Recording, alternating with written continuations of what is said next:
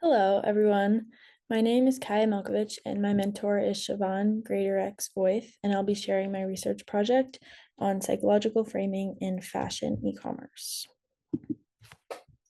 Have you ever noticed that certain online clothing sites grab your attention, trust, and business much easier than others? Well, I certainly have, and it's not by accident or random or anything like that. In fact, a lot of work actually goes into creating compelling online spaces, especially in the world of fashion, where perceptions and visual information are everything. So this leads me to my research question. How is the psychological technique of framing used in web design to influence add to cart behavior in fashion e-commerce? I picked this topic for a few reasons. First, I've always been interested in graphic design and how it is used to persuade viewers in some way and often subconsciously. And second, I've taken a few psychology classes in school over the past couple of years, and I've found the subject fascinating, specifically motivation, decision making, and sensation and perception. So I wanted to find a way that I could tie together as many of my interests as possible and learn more about something I'm passionate about in the process. In this presentation, I'll discuss and introduce the importance of my topic, key findings from my research, and takeaways for consumers as well as web designers. So you may be asking, what does this even mean? Framing is a psychological term suggesting that the presentation of information affects an individual's perception and reaction to it. It is essentially used to manipulate behavior, but it's not necessarily in a bad way. And it can be very influential in if it can be implemented correctly. And then this presentation discusses how framing is used on fashion sites, more specifically how it influences shoppers to add items to their cart. So, why does this matter? Before we go on, it's important to ask this. And for starters, framing is a very powerful technique and likely has more influence over you than you may think. With that in mind, it's important to be aware of the effects of it and how it can be leveraged without us even knowing it, specifically when it comes to online fashion shopping. Lastly, when we look at more than one method of framing, we broaden our understanding of what exactly is involved with each technique and how the consumer is affected in turn. And this also allows for understanding of the similarities and differences of the important few framing techniques that will be discussed in this presentation. The first one is initial trust, which can be defined as a person's willingness to rely on a person or thing, in this case, a fashion website, with very limited information on the subject. And how does it relate to my topic? Well, initial trust is a framing technique because it has the ability to affect an individual's perceptions based on presentation, which is consistent with the definition of framing. And how can initial trust influence consumer behavior? When a website is first opened, people really can't help but form a first impression of it. Maybe it looks expensive and high end, maybe it appears playful and cheery, or maybe it comes across unprofessional and unreliable. But all of this ends up relating to how much trust we're willing to put in that website. And in turn, our actions are a clear indicator of this.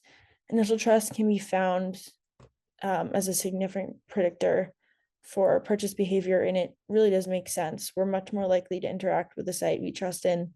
And when it comes to things like fashion, that is commonly represented by purchase intention. Visual design. Color, layout, and shape and typography are a few visual design elements that help in persuading a viewer in some way. And if it can be used thoughtfully, they can be very impactful framing techniques in a few ways. Bolded text or contrasting colors, for example, can help lead the viewer's eyes to the most important parts of the screen. And similarly, color contrast and hue can evoke emotions in consumers and help guide their attention, for example. Among various visual cues, color has proven to have the biggest impact on comfort levels and memorization, in particular for consumers. So when a potential buyer feels safe and an item actively sticks out in their memory, increased add to cart behavior is going to follow, which makes sense if you think about it. Strategic pricing slash marketing.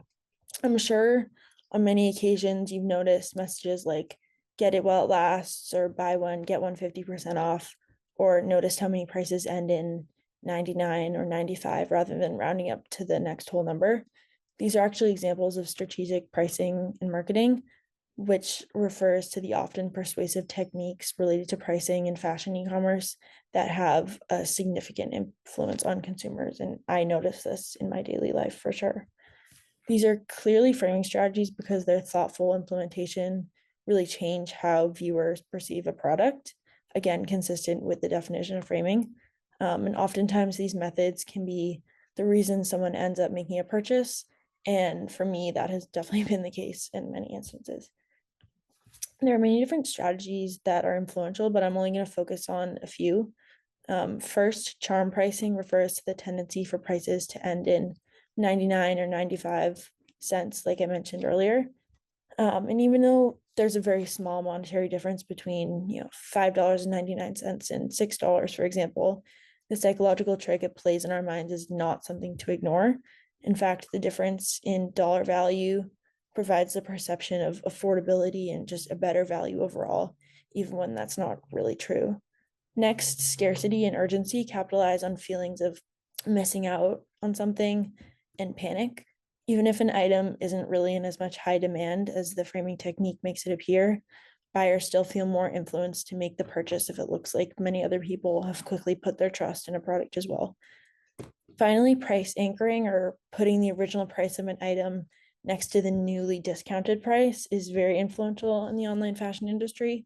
And essentially the visual aspect of it strengthens the idea in customers that if they purchase that item, they're getting a really good deal, even if it still is very expensive.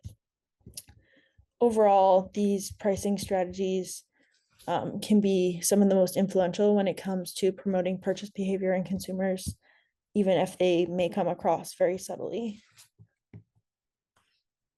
However different these examples of framing in fashion e-commerce may be, they all point towards a clear point. If a website wants to optimize its consumers' purchase intention and add to cart behavior, they need to make the user experience feel smooth, natural, and low risk. And with that, consumers should be able to understand and be aware of how framing is affecting their shopping experience. And on the other end of things, website designers for fashion e-commerce should also be aware of how these framing techniques are affecting the buyers that they're trying to target. That's all. Thank you so much.